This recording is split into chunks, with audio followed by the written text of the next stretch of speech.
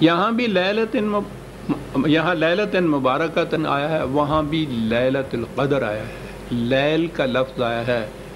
ترجمہ عام تو اس کا رات ہوتا ہے، مفہوم کے اعتبار سے اس کے معنی تاریکی ہوتا ہے۔ یہ ہماری ہی اصطلاح نہیں قرآن کی،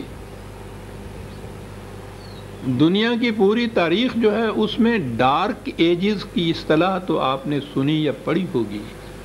ڈارک ایجز یعنی یہ جو زمانہ تمدن کا، تہذیب کا، علم کا، عقل کا، فکر کا، اس سے پہلے کا جو دور ہے یا ادوار ہیں، جتنا بھی زمانہ ہے، اس کو ازمنہ مظلمہ کہتے ہیں۔ وہ ذرا مشکل لفظ ہے عربی زبان کا۔ تاریک دور، ڈارک ایجز جو ہے، یہ ہے اصل میں انگریزی کی اصطلاح، تاریک زمانہ جو ہے۔ تو قرآن کریم نے کہا یہ ہے کہ یہ قرآن تاریک زمانے کے اندر آیا، ڈارک ایجز کے اندر آیا۔ نورانیت نہیں تھی انسانوں کے پاس اس زمانے میں۔ انبیاء کرام آتے رہے اس سے پہلے بھی، وہ مختلف علاقوں میں آتے تھے، مختلف قوموں کی طرف آتے تھے، پھر ان کی تعلیم تھوڑے عرصے کے بعد مسخ ہو جاتی تھی، باقی نہیں رہتی تھی، پھر تاریکی ہوتی تھی۔ پوری نوع انسانی پر تاریخ بتاتی ہے کہ زمانہ نزول قرآن میں اقدار یا وحی کی روح سے جو روشنی ملی تھی، آسمانی روشنی یا دانش نورانی جسے اقبال کہتا ہے، وہ دنیا میں اپنی اصلی شکل میں کہیں بھی موجود نہیں تھی۔ ساری دنیا پر تاریکی چھائی ہوئی تھی۔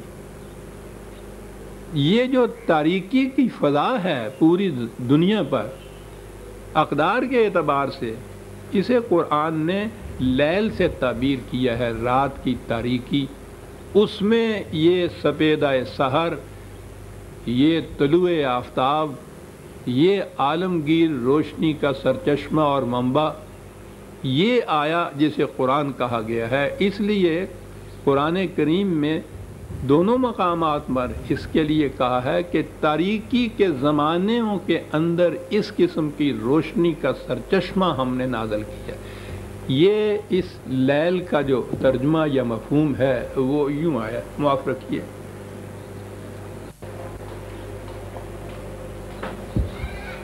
رنگ تو سفید ہی آئے گا نا؟ اچھا،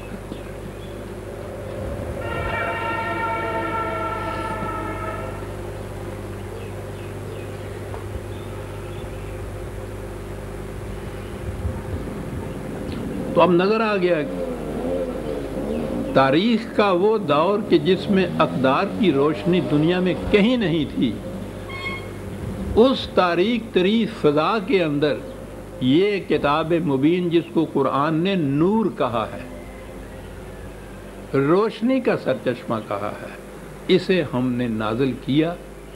کاہے کے لیے؟ روشنی کیا کرتی ہے؟ پہلے دیکھیے تاریکی کیا کرتی ہے۔ تاریکی میں فرق ہی نہیں آپ کر سکتے، سانپ میں اور رسی میں فرق نہیں کر سکتے۔ تاریکی میں دو فرد انسان کھڑے ہوں، آپ دور سے پہچان نہیں سکتے کون کون ہے۔ تاریکی کی چادر میں یہ تفریق اور تمیز نہیں ہو سکتی۔ یہ تو طبعی جسمانی تاریکی کی بات ہوئی، اسی طرح سے اخلاقی اور فکری تاریکی بھی جو ہے اس میں بھی غلط اور صحیح کی تمیز نہیں ہو سکتی۔ تو تاریکی وہ شے ہے جس میں تفریق اور تمیز نہیں ہوتی۔ روشنی کیا کرتی؟ وہ سانپ کو سانپ دکھا دیتی ہے، رسی کو رسی دکھا دیتی ہے۔ گویا روشنی تفریق کر دیتی ہے صحیح اور غلط میں، ہر شے کو اپنے صحیح مقام پہ دکھا دیتی ہے۔ یہ ہے اور یہ ہے، دھوکہ نہیں کھاتا پھر انسان۔ یہ ہے جس کو قرآن نے فیہا یفرق کل امر حکیم کہا ہے کہ اس میں خدا کی حکمت بالغہ کی بنا پر تمام امور میں تفریق و تمیز کر کے رکھ دی۔ پتہ چل گیا کہ غلط کیا ہے، صحیح کیا ہے، حق کیا ہے، باطل کیا ہے۔ یہ کیا اس قرآن نے۔ آپ دیکھیے کتنی صاف اور واضح بات ہے جو قرآن کریم نے کہی، لیکن میں آپ کو یہ عرض کروں کہ قرآن پہ عجمی اثرات ہیں وہ کس طرح سے چھا گئے۔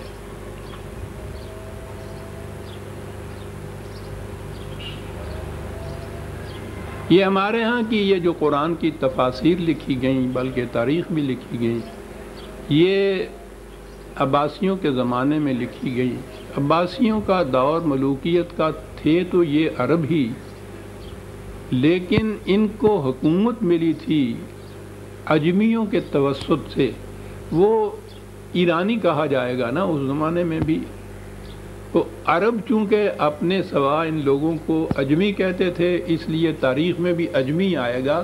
یہ ایرانی تھے، یہ چھا گئے تھے آ کر مملکت کے ہر شعبے پر، فکری طور پر بھی اور ویسے بھی اقتدار کے طور پر بھی۔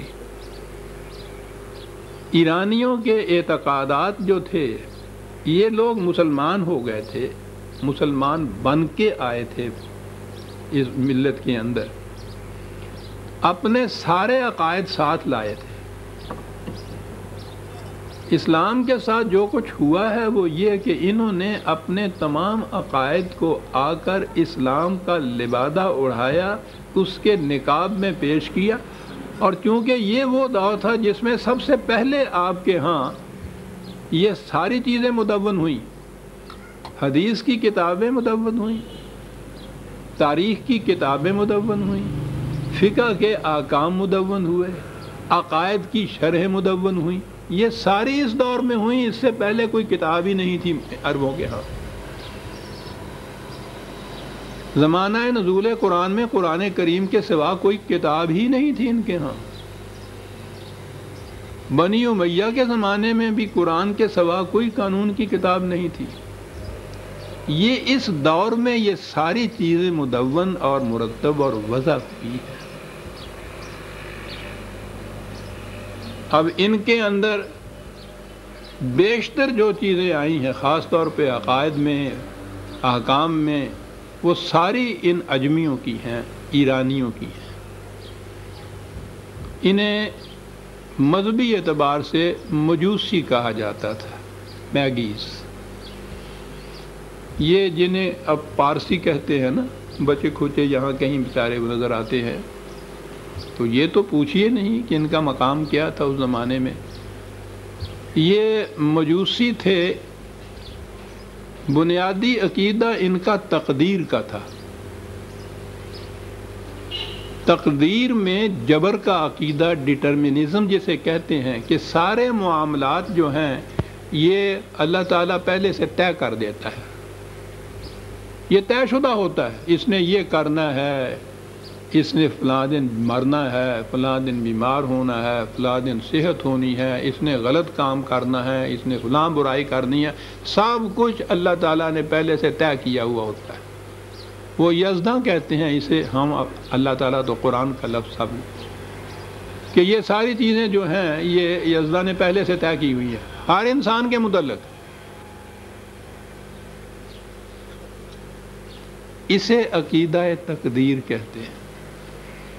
حالانکہ تقدیر جو تھا اس میں اگر یہ، اس کو قدری کہتے ہیں، دوسرا اس کے مقابلے میں جو عقیدہ تھا وہ قدری کہلاتا ہے کہ نہیں، انسان کو صاحب اختیار و ارادہ پیدا کیا گیا ہے، یہ اپنے اعمال کا خود ذمہ دار ہے، خدا مجبوراً اس سے گناہ نہیں کراتا۔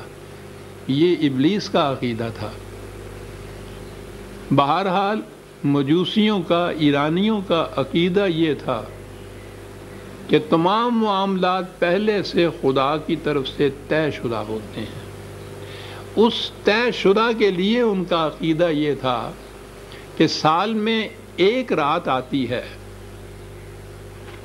اس رات کو سال میں ہونے والے سارے واقعات، افراد کے بھی اور اقوام کے بھی، وہ سب واقعات اس رات کو طے ہو جاتے ہیں خدا کی طرف سے۔ پتہ نہیں